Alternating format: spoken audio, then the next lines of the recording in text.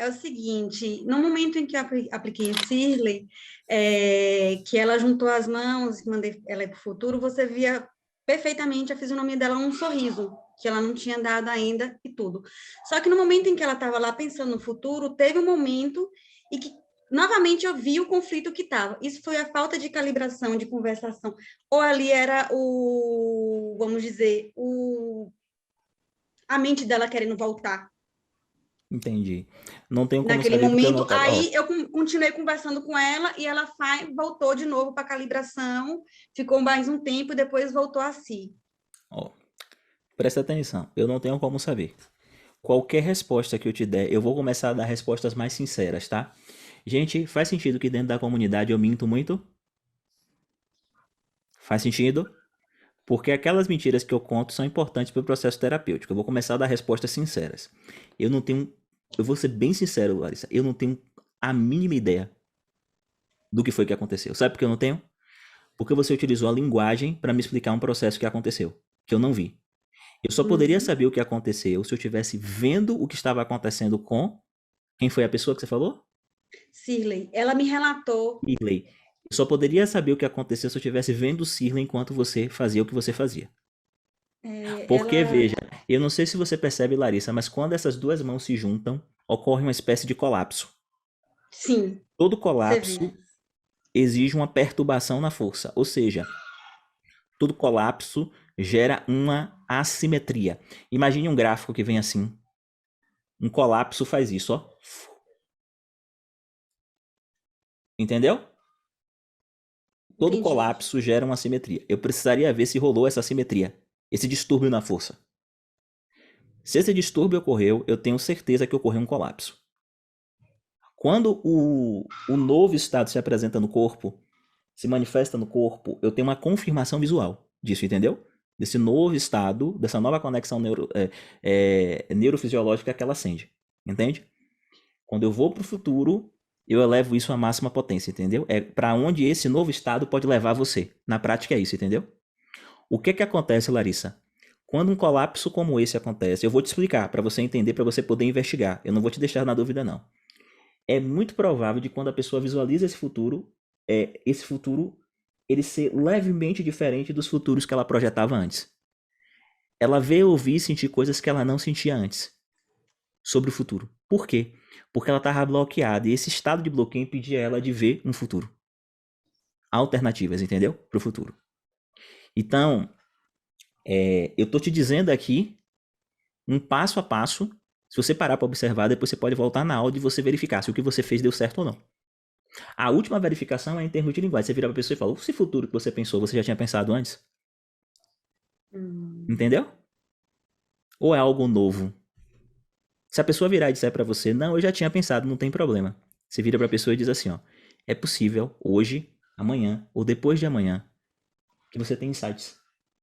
Que novos futuros possam se apresentar pra você. Que lhe Eu entreguem fiz a, mais per- escolhas.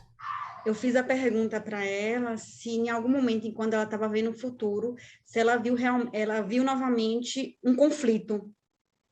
Por que você perguntou isso? Mas isso já foi no final, a gente conversando, entendeu? Justamente porque eu tinha visto isso, que ela tinha estabilizado a fisionomia, estava, vamos dizer, uma terceira fisionomia, e aí, quando ela estava pensando no futuro, estava de bem, depois que apareceu um conflito, entendeu? Um momento assim, depois ela voltou de novo à terceira fisionomia, e depois ela abriu um olho, espiou e abriu o outro. E aí eu vi nesse pontozinho assim, esse conflito aí. Eu perguntei depois da gente conversando. Aí eu perguntei se teve alguma hora ali, se era a mente ou se no futuro ela viu algum conflito a mais em relação a isso. Olha, deixa eu te dizer uma coisa, Larissa. Ela respondeu o quê? Que sim. Que era ver novos conflitos? Hum. Ótimo. Tá, beleza.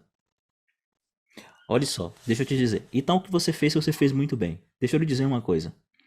É... Deixa eu lhe dizer uma coisa. Cuidado. Quando você for calibrar, nunca coloque o teu mapa. Não, mas isso foi depois, já tinha saído. Não, não importa. Nunca coloque o teu... Então, eu vou reconstruir. Nunca coloque o teu mapa para o teu cliente. Porque tudo aquilo que você fala vira realidade. Boa. Entende? Porque o seu cliente ele estava em estado alterado de consciência. Você contorna a mente consciente, é como se você implantasse uma ideia. É por isso que você tem que trabalhar com total ausência de conteúdo, com o que nós fazemos. Porque senão você pode implantar uma ideia no subconsciente do cliente. E ao contrário do que muitas pessoas dizem, que as pessoas só fazem o que querem, isso é mentira. Você pode implantar uma ideia no subconsciente de alguém. Ouviram? Você pode. Então preste atenção. Nunca, em hipótese alguma, faça uma pergunta com comando embutido. O que é uma pergunta com comando embutido? Quando você franzir o senho, isso significa que quando você faz isso, você leva a pessoa a ver, ouvir e sentir isso. Se você levou, a pessoa em estado alterado de consciência, ela não tem condição de discernir o que é real do que é imaginação. Ela pode construir em um intervalo de tempo muito curto e transformar a imaginação em realidade. Vocês entenderam o que eu quis dizer? Isso é muito importante. Ponto. Segunda coisa. Essa questão de mapa que eu estou dizendo é muito importante. Sabe por quê? Eu já vi pessoas, quando viram o futuro, começar a chorar. Chorar mesmo, copiosamente, se acabar. Aí eu vi o terapeuta do lado dizendo assim, meus alunos, né? Não precisa ser assim, esse futuro é ruim. Não, a pessoa tava chorando de emoção.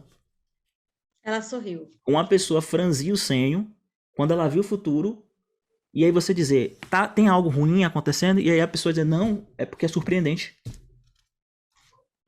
Você fez o teu trabalho com calibração? Deixa a pessoa fazer a ponte pro futuro. Deixa ela voltar. Pergunta pra ela como é que ela tá se sentindo.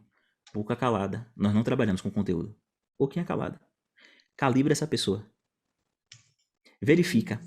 Sabe como é que você pode saber se efetivamente... Vira pra pessoa e pergunta assim, ó, Larissa. Quando você chegou aqui, você falou que não conseguia fazer isso, isso e isso. Como é que você se sente agora? Quando você falar o que era, o caminho automático da mente é construir o estado. Mas se você fez o que eu pedi pra você fazer, a mente vai tentar percorrer o caminho e ela não vai conseguir. Entendi. Ela vai dizer, eu não me sinto mais assim não. É uma boa verificação se o que você fez deu certo ou não. Entendeu? Essa Nunca tática é vire boa, pro cliente e gostei. coloque ideias. Tente trabalhar o mais isento possível, entendeu? Você não tinha como saber disso. A tua colocação me permite dizer isso, entendeu? Não, foi boa. E é uma coisa que a gente, tipo assim, eu sou farmacêutica, é uma coisa que a gente usava muito isso na farmácia quando chegava com receita com um nome que não conseguia identificar. Aí alguém chegava, você lê isso, eu virava e falava assim, não, você nunca pergunta você lê isso, você lê o quê? Porque quando você pergunta você lê isso, você está induzindo a pessoa a ver aquilo que você está lendo. É mais ou Exato. menos isso, é exatamente isso que você falou, ótimo, Exatamente. bem pensado. Minha recomendação para todos vocês, peguem esse ponto da aula e assistam de novo. Meditem sobre esse ponto da aula, tá? Porque isso significa trabalhar com ausência de conteúdo. Todo mundo tá ouvindo? Nunca coloque as tuas impressões sobre o processo na mesa. Nunca coloca. Nunca diga para o teu cliente o que você pensou sobre o que aconteceu. Ouviu, Silvana? Nunca diga para o seu cliente o que você pensou sobre o que aconteceu. E se você disser, você vai dizer que foi incrível. E você vai utilizar uma linguagem extremamente hipnótica que é assim. Aconteceu da forma como deveria ter acontecido. E foi absolutamente incrível. E eu tenho certeza que muitas transformações estão por vir. Tá bom? Simples assim. Porque aquilo que você fala, o cliente acredita. Entenderam? Aquilo que você fala, o cliente acredita. E você pode obstaculizar um processo de transformação que está em desenvolvimento por causa de uma impressão que você teve. Aí você fala, deixa eu verificar. Não tente verificar as tuas impressões. As tuas impressões, para todo mundo aqui, não é só Larissa não interessam. O que interessa é a calibração. E tá, como foi boa, eu vou dizer, Silvana, sua calibração foi boa. Tá certo? Foi boa a sua calibração. O que interessa é a calibração. Não interessa as suas impressões. E outra, sempre que uma coisa nova se apresentar, você não tem como saber o que é. Porque calibração não é um universal. Calibração é algo específico. De cada pessoa. Vocês entenderam o que eu falei? Apresentou, você não tem como saber o que é. Você só vai saber o que é quando você puder generalizar através de pesquisa. Você vê aquilo acontecer várias vezes, a pessoa dizer a mesma coisa, então você, então representa isso. Toda vez que ela faz isso, é isso. Entendeu?